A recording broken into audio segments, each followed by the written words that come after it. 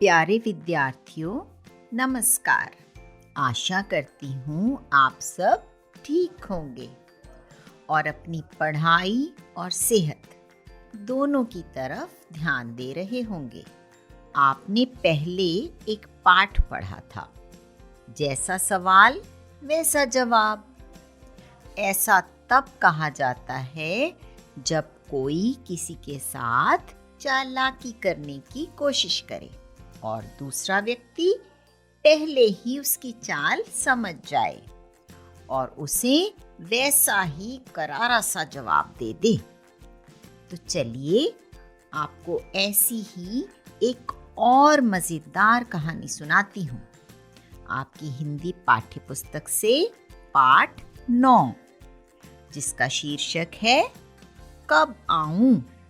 अवंती ने एक छोटी सी रंगाई की दुकान खोली और गांव वासियों के लिए कपड़ा रंगना शुरू कर दिया। सब लोग उसकी रंगाई की प्रशंसा करने लगे।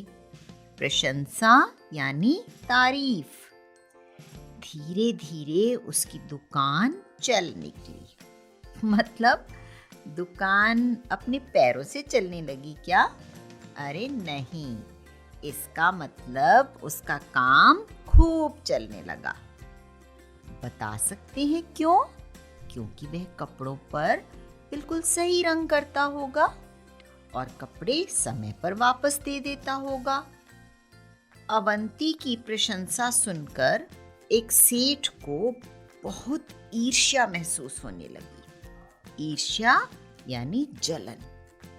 कुछ लोग दूसरों का अच्छा होते देख उनसे चिढ़ने और जलने लगते हैं। ऐसा नहीं करना चाहिए। अब भला सोचिए, सेठ का तो रंगाई का काम भी नहीं था, तो भला कैसी ईर्ष्या? अवंती को परेशान करने के लिए वह सेठ कपड़े का एक टुकड़ा लेकर अवंती की दुकान में जा पहुंचा। दरवाजे के अंदर घुसते ही सेठ बुलंद यानी तेज और ऊंची आवाज में बोला, अवंती, जरा यह कपड़ा तो अच्छी तरह से रंग दो। मैं देखना चाहता हूं तुम्हारा हुनर कैसा है। तुम्हारी काफी तारीफ सुनी थी, इसीलिए आया हूं। अवंती ने सेठ जी से पूछा, सेठ जी, इस कपड़े को आप किस रंग में रंगवाना चाहते हैं? अब आप मुझे बताइए कि क्या आप कभी मम्मी के साथ उनका कोई दुपट्टा या साड़ी रंगनी देने गए हैं? उस समय रंगाई करने वाले को क्या सिर्फ रंग बता देने से काम चल जाता है कि लाल, नीला या पीला रंग दो? नहीं ना, क्योंकि एक ही रंग के बहुत सारे शेड्स होते हैं। हल्का, गहरा, उससे गहरा, सबसे गहरा। इसीलिए साथ में दूसरा कपड़ा, जैसे कि सूट का कपड़ा देना पड़ता है, जिसके जैसा दुपट्टा रंगाना हो। यदि ऐसा ना करें तो रंगाई वाला कैसे समझेगा कि कपड़ा किस रंग में रंगना है? तो देखते हैं सेठ ने क्या कहा। सेठ ने कहा, रंग के बारे में मेरी कोई खास पसंद तो है नहीं, पर मुझे हरा, पीला, सफेद, लाल, नारंगी, नीला, आसमानी, काला और बैंगनी रंग कतई, मतलब बिल्कुल अच्छे नहीं लगते। समझे कि नहीं? आप बताइए, कुछ समझे कि नहीं? समझ गए ना कि सेठ ने सब रंगों का नाम लेकर तो यह कह दिया कि ये सब रंग उसे पसंद नहीं। तो बेचारा अवंती किस रंग में कपड़ा रंगता? लेकिन अवंती कौन सा कम था? अवंती ने जवाब दिया, समझ गया हूँ, अच्छी तरह समझ गया हूँ। मैं जरूर आपकी पसंद की रंगाई कर दूंगा। अवंती ने सेठ का मंसूबा भांपते हुए, यानी उसकी योजना या चाल समझते हुए, उसके हाथ से कपड़े का टुकड़ा ले लिया। सेठ ने खुश होकर कहा, अच्छा, तो इसे लेने मैं किस दिन आऊं? आप भी जरा याद कीजिए, किस किस दुकान पर जाकर आप ऐसा कहते हैं कि मैं इसे लेने कब आऊं या किस दिन आऊं?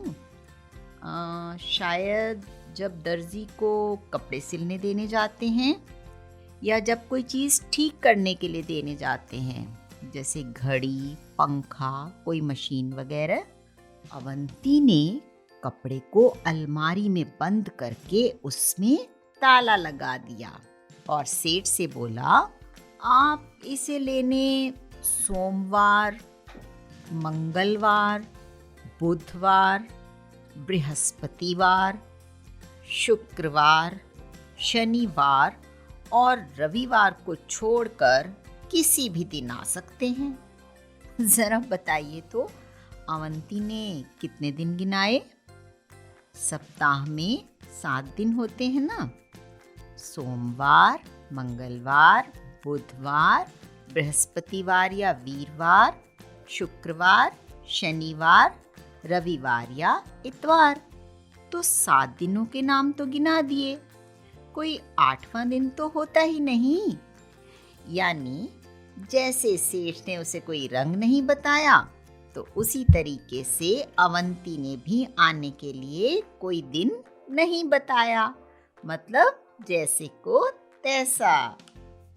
सेठ समझ गया कि उसकी चाल उल्टी पड़ चुकी है, अतः मतलब इसलिए भलाई धीरे से खिसक लेने में ही है। फिर उस सेठ ने दोबारा अवंती की दुकान में घुसने की हिम्मत नहीं की। देखा आपने, अवंती ने कितनी चालाकी से समस्या का हल ढूंढा। हम सभी को भी सेठ की तरह ईर्ष्या करने वाला नहीं, बल्कि अवंती जैसा हाजिर जवाब बनना चाहिए। कहानी तो आपने सुन ली। इस कहानी में कुछ कठिन शब्द आए थे। पहला शब्द प्रशंसा। जी हाँ, बताइए प्रशंसा का क्या अर्थ होता है? तारीफ। आगे बढ़ते हैं। ईर्ष्या। सेठ को ईर्ष्या होने लगी थी ना, तो ईर्ष्या का क्या अर्थ हुआ? जलन। अगला शब्द बुलंद। बुलंद यानी ऊंची। अगला शब्द कतई। सेठ ने कहा था ना, मुझे ये रंग कतई पसंद नहीं, तो कतई का क्या अर्थ हुआ? बिल्कुल। अवश्य। अवश्य का क्या अर्थ होता है, जानते हैं ना? जी हाँ, जरूर। चलिए अब कुछ प्रश्नों के उत्तर ढूंढते हैं। पहला प्रश्न, अवंती ने कौन सी दुकान खोली? बताइए तो, अवंती ने कौन सी दुकान खोली?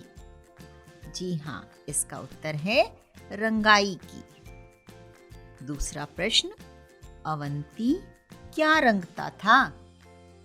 अरे कितनी जल्दी आपने उत्तर बताया, कपड़े। तीसरा प्रश्न, सेठ ने किस रंग में कपड़ा रंगने को कहा? बताइए सोचकर जरा, सेठ ने किस रंग में कपड़ा रंगने को कहा? जी हाँ, इसका उत्तर है किसी भी रंग में नहीं। चौथा प्रश्न, अवंती ने कपड़ा किस में बंद करके रख दिया? इसका उत्तर क्या होगा? अलमारी में। पांचवा प्रश्न, अवंती ने सेठ को किस दिन आने को कहा? बताया था कोई दिन? याद कीजिए, मैं प्रश्न दोहराती हूँ। अवंती ने सेठ को किस दिन आने को कहा? किसी भी दिन नहीं। देखा, कितने आसान थे सब प्रश्नों के उत्तर। अब देखिए नीचे के वाक्यों में कुछ हरी भरी सब्जियों के नाम छुपे हैं। ढूंढिए तो जरा। मैं वाक्य पढ़ूंगी और आप उस पूरे वाक्य को देखते हुए वहां छिपी हुई सब्जी का नाम ढूंढेंगे। पहला वाक्य देखते हैं। अब भागो भी, बारिश होने वाली है। नजर दौड़ाइए और ढूंढिए। जी हाँ, गोभी। अगला वाक्य। मामू, लीला मौसी कहाँ हैं? ढूंढ लिया? कौन सी सब्जी छुपी है यहाँ? मूली। तीसरा वाक्य। शीला के पास बैग नहीं है। शीला के पास बैग नहीं है। दिखाई दे गई कौन सी सब्जी है? सब्जी तो नहीं, सब्जी का नाम दिखाई दिया होगा। जी हाँ, बैंगन। चौथा वाक्य। रानी बोली, हमसे मत बोलो। ढूंढिए तो। सेम। पांचवा वाक्य। गोपाल, कबूतर उड़ा दो। जी हाँ, ढूंढ लिया ना? खाते हैं ना आप ये सब्जी? पालक। देखा कितना आसान था वाक्यों में छुपी हुई सब्जियों के नाम ढूंढना भी। अब हम देखते हैं यहाँ एक शब्द आया था रंगाई। तो रंगाई शब्द रंग से बना है। रंग से क्या बना? रंगाई। इसी तरह कुछ और शब्द बनाएं। शुरू करें? जी हाँ, अब मैं आपको शब्द बताती हूँ जिससे नए शब्द बनाने हैं। चढ़, चढ़ाई। साफ, सफाई। पढ़, पढ़ाई। लिख, लिखाई। बहुत अच्छे। अब हम कुछ और शब्द देखते हैं जिनमें केवल मात्राओं का फेरबदल किया गया है। अब कई बच्चों को लगता है मात्रा का क्या है, कोई भी लगा दी, लेकिन ऐसा नहीं है। यह तो आप जानते ही हैं ना, हर मात्रा की अपनी अलग आवाज होती है और यदि मात्रा बदल दी, आवाज ही नहीं उस शब्द का अर्थ भी बदल जाता है। चलिए देखते हैं। अब यहाँ आप देख रहे हैं पहला शब्द है मेला और आगे आपको क्या दिखाई दे रहा है? यहाँ म को मात्रा कौन सी है? ए की? नहीं, ए की। तो क्या बना? मेला। अंतर है ना? देखने में लग रहा है एक मात्रा और दो मात्रा, लेकिन कितना अंतर है। मेला सब जानते हैं। मेला लगता है, वहाँ झूले होते हैं, दुकानें होती हैं, सब घूमने जाते हैं। तो मेला। और दूसरा शब्द है मैला। मैला तो समझते हैं ना, कपड़ा मैला हो गया, है ना? अब इसी तरह से अगला शब्द हम देखते हैं। देखिए, पहला शब्द में और आगे मैं। दोनों में कितना अंतर है? देखने में लग रहा है छोटी सी मात्रा ही तो अतिरिक्त हुई है। मैं तो सब जानते हैं और में मतलब किसी चीज में कुछ डालना, और मैं का तो सबको पता है, मैं हूं ना। आगे बढ़ते हैं। बेल और बैल। जी हाँ, बेल देखी है ना आपने? तोरी की बेल, घिया की बेल, अंगूर की बेल। पेड़ों पर चढ़ जाती है बेल, दीवार पे भी होती है और दीवार के साथ साथ चढ़ती है। और दूसरा क्या है? बैल। खेतों में देखते हैं आप, किसान बैल के साथ हल चलाता है खेत में। तो कितना अंतर है बेल और बैल। आगे चलें, अभी तो और आपको बहुत मजा आएगा। अगला शब्द सुख और सूख। जी हाँ, सुख का मतलब सभी जानते ही हैं। सुख मतलब सुख मिलना। और सूख, सूख क्या होता है? कपड़े सूख गए, है ना? कितना भारी अंतर है, सुख और सूख। आगे बढ़ें। पिला और पीला। पिला कब कहते हैं हम? हमें चाय पिला दो। और पीला, इस चीज का रंग पीला है ना? आगे देखिए। दिन और दीन। दिन तो सबको मालूम है। आज कौन सा दिन है? सोमवार, मंगलवार, बुधवार, कोई भी दिन हो सकता है। और दीन कहा जाता है किसी गरीब को, दुखी को। आगे बढ़ें। खोल और खौल। जी हाँ, खोल। खोल कब कहते हैं? किसी भी चीज़ का ढक्कन है वो खोलना है, या फिर कोई बैग है उसको खोल दीजिए। और खौल, आपने देखा है जब पानी गर्म करना रखते हैं तो एक स्थिति ऐसी आती है जब वह खौलने लगता है, खूब उबलने लगता है, उसे कहते हैं पानी खौल गया। अगला शब्द देखिए।